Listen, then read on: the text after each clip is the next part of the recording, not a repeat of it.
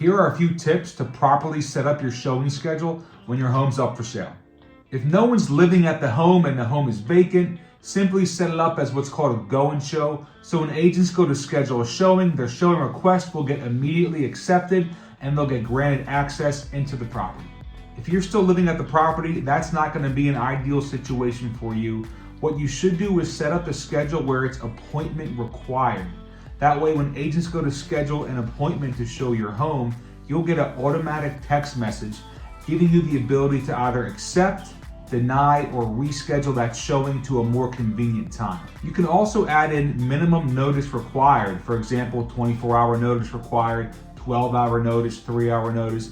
That way you don't get a showing request 10 minutes before the agent wants to get into your home. Another way to make life easier for yourself is setting the schedule up to fit your personal schedule. If you don't want to allow showings before 10 a.m., that's fine. And if you don't want to allow showings after 7 p.m., well, we could do that too. What about open houses? Well, in my opinion, it's only going to benefit you offering an open house to the public. But at the end of the day, it's your decision. And if you're not comfortable with that, well, then an open house is not going to happen.